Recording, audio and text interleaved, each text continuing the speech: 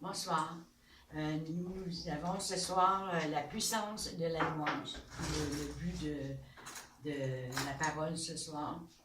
Dans ce cours, vous découvrirez la puissance de Dieu dans la louange et la façon d'appliquer courageusement le principe de reconnaissance à Dieu en toutes circonstances.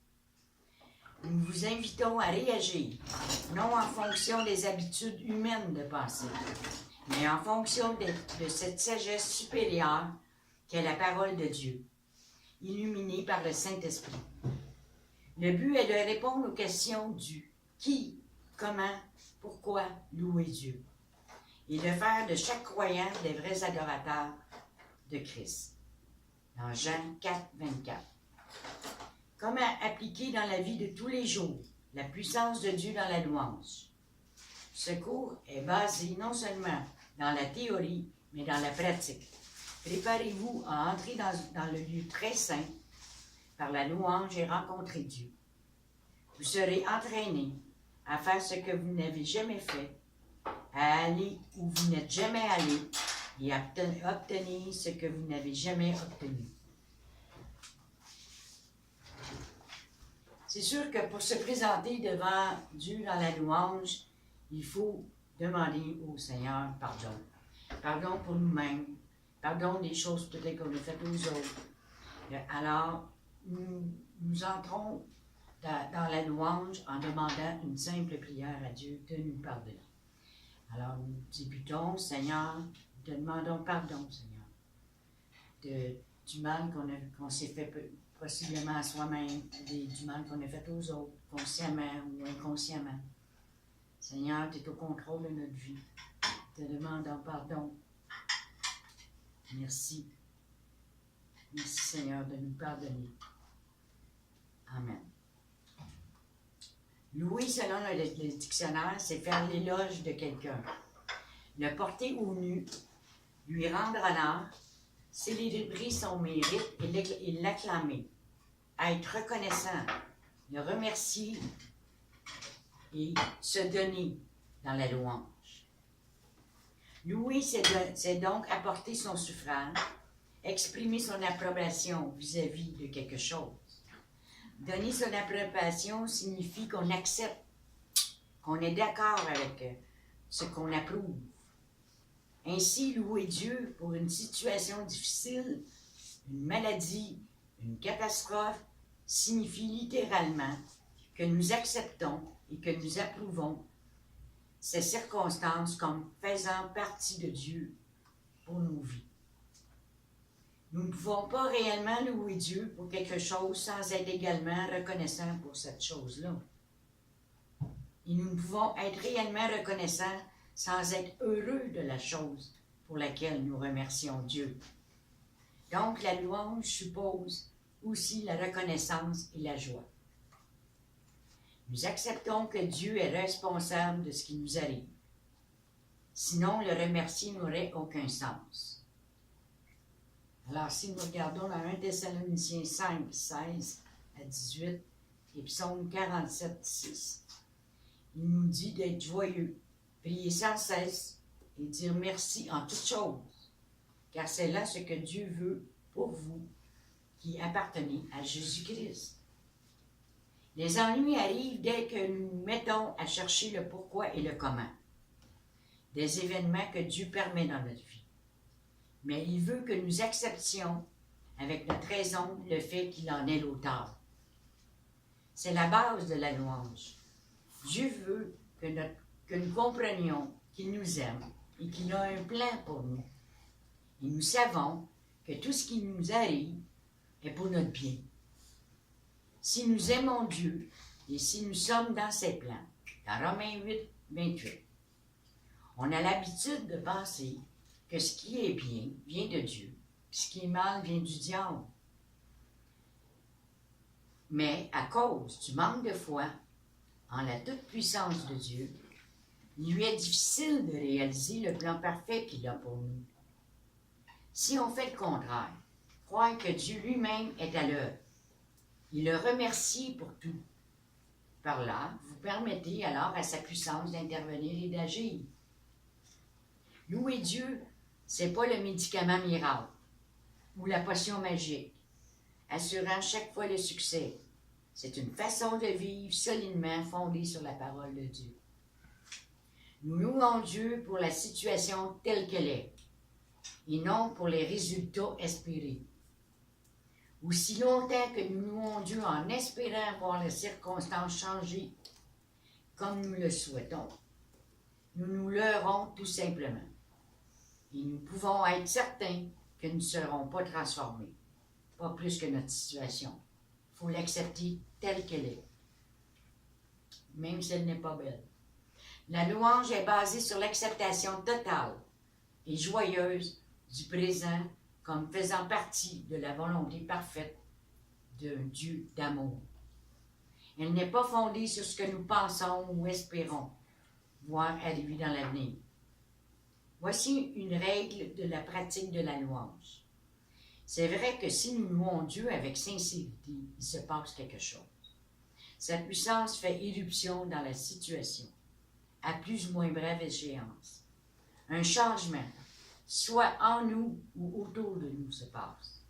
Cette transformation nous causera peut-être une joie et un bonheur réel au milieu de ce qui nous semblait être une situation impossible.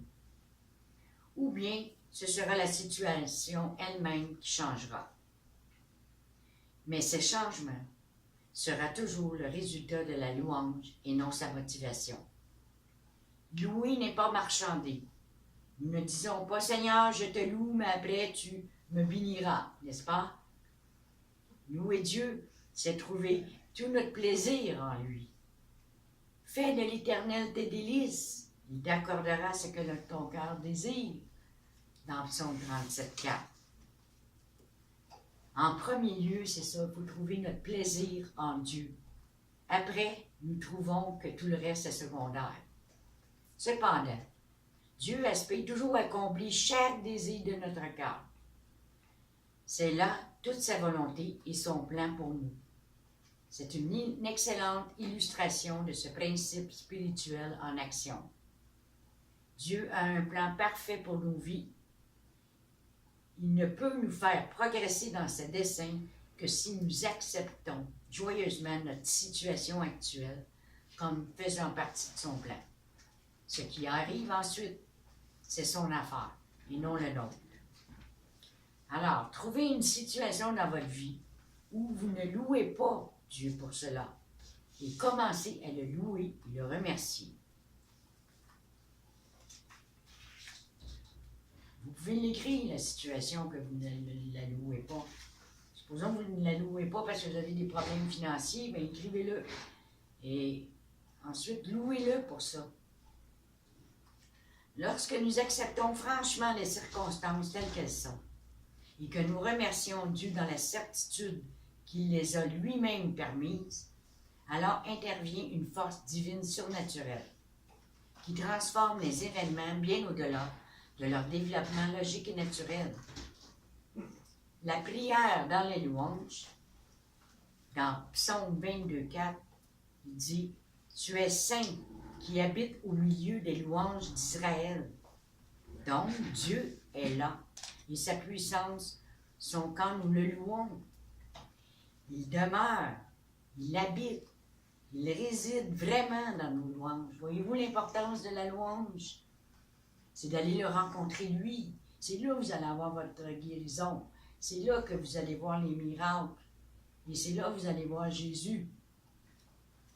Dans 2 Chroniques, chapitre 20, verset 22, nous allons voir un combat qui se faisait à ce moment-là et comment Dieu a répondu.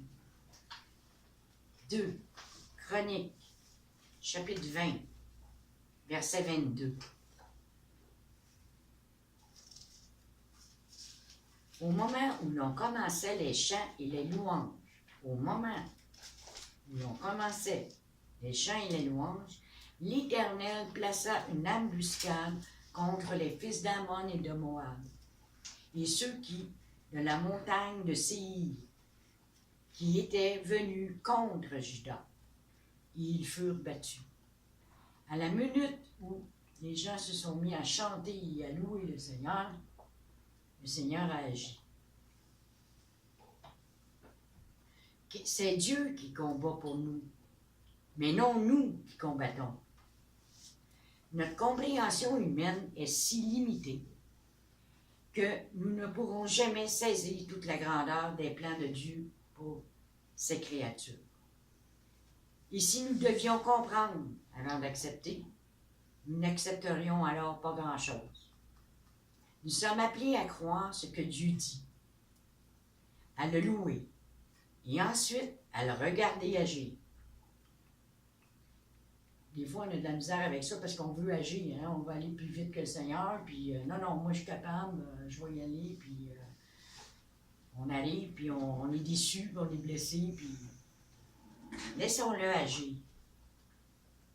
Voilà exactement ce que faisait Jésus-Christ durant son ministère terrestre.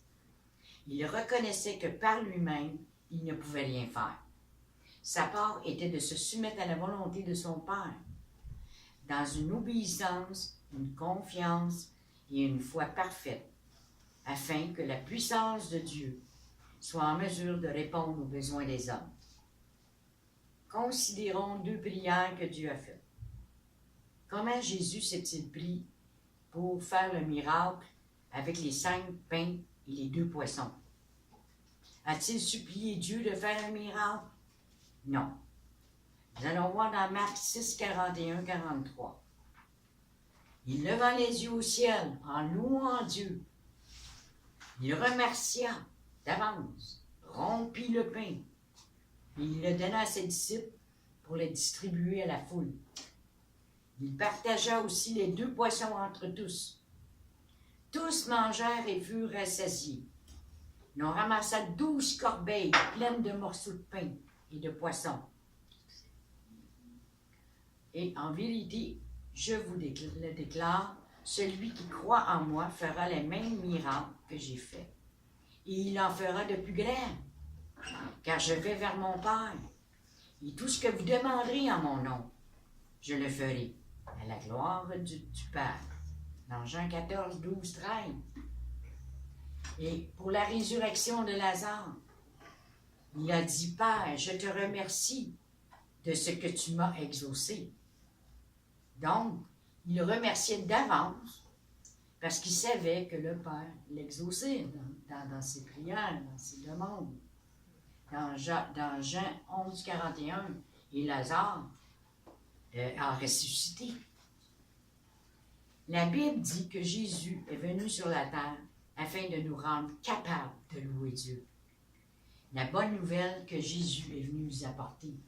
Oui, en nous réconciliant avec le Père, il nous a réunis, il nous a réconciliés avec lui-même. Alors, c'est ça. Quand nous louons notre Père qui est dans les cieux, qui est en nous. C'est l'Esprit du Père qui habite en nous. Quand Dieu nous révèle ce qu'il a fait et ce qu'il fait encore dans nos vies et dans ce monde, au travers de son Fils Jésus-Christ et de la personne du Saint-Esprit, nous ne pouvons que le louer. Mais si nous doutons de l'action de Dieu, il nous est difficile de louer. Il faut qu'il n'y ait aucun doute dans nos louanges en toutes circonstances. C'est d'accepter ce qui est là et de l'accepter en vérité devant le Seigneur. La louange, elle libère la puissance de Dieu dans notre vie et dans les circonstances, car louer, c'est croire activement. Si nous faisons pleinement confiance à Dieu, il a la liberté d'agir et il produit toujours la victoire. Cela peut être une victoire qui change les circonstances ou une victoire dans les circonstances. La louange est une acceptation permanente et constamment renouvelée de ce que Dieu produit dans notre vie. Nous entrons dans cette attitude par un acte de volonté, par une ferme décision de louer Dieu, quels que soient nos sentiments. D'après le dictionnaire, la plainte est une accusation. En fait, par nos murmures et nos lamentations, nous accusons Dieu de ne pas savoir diriger les détails de notre journée. Une attitude de louange libère la puissance de Dieu dans notre vie. Une attitude de murmure et de lamentation la bloque. Dans 1 Corinthiens 10, 13. Ne vous plaignez pas de votre sort et ne murmurez pas contre Dieu. Certains l'ont fait et ils sont tombés sous le coup de l'ange de la mort, envoyé par Dieu. Tous ces malheurs sont arrivés pour nous servir d'avertissement et pour illustrer la manière dont Dieu agit. Ils ont été consignés par écrit pour notre instruction. Pendant 40 ans, les Israélites ont erré dans le désert et à chaque difficulté, ils se plaignaient amèrement et exprimaient le désir de retourner aux marmites de la viande de l'Égypte. Souvent, on fait ça. Oh, on était bien. Hein, on fait ça, on murmure. Mais pourquoi leur a-t-il fallu 40 ans pour parcourir moins de 300 kilomètres? Même avec les femmes et les enfants et le bétail, ils auraient pu faire ce voyage en quelques semaines. Mais ils ont été retenus dans le désert à cause de leur murmure et de leur refus de croire que Dieu tiendrait sa promesse et répondrait à chacun de leurs besoins. Et la promesse, on le sait, c'est la terre promise. De même, nos plaintes et nos murmures contre Dieu dans les petites choses peuvent nous empêcher d'entrer dans le plan parfait qu'il a pour nos vies. Dieu a une place de parfait repos pour nous, dès maintenant. Non pas après la mort, mais bien maintenant. C'est l'attitude de confiance totale en lui que nous pouvons tous adopter par la foi. Mais cela, il faut que nous abandonnions notre péché d'incrédulité, nos murmures et nos plaintes. L'incrédulité est une offense grave à l'égard de Dieu. Après avoir décidé devant Dieu de ne plus maugréer, on décide là, à partir de maintenant, on ne maugrait plus, et avoir promis au contraire de le remercier pour tout ce qui arrive, provoquait en nous le mécontentement, nous pouvons nous attendre à le voir agir. Il faut s'abandonner totalement, lui faire confiance en tout. Alors, trouvez dans votre vie une circonstance que vous n'acceptez pas, où vous critiquez, et murmurez, et louez, et remerciez Dieu pour cela. Alors, pour ceux qui sont sur Facebook et sur YouTube, je vous demande, après avoir loué pendant 3 jours, je vous demande 3 jours de louer le Seigneur sur les choses que vous critiquez. Et j'aimerais avoir vos commentaires par la suite. S'il est survenu quelque chose dans votre vie suite à la louange. Soyez tous bénis. Et à la prochaine course, ça va être la partie numéro 2 de la louange. Que Dieu vous bénisse.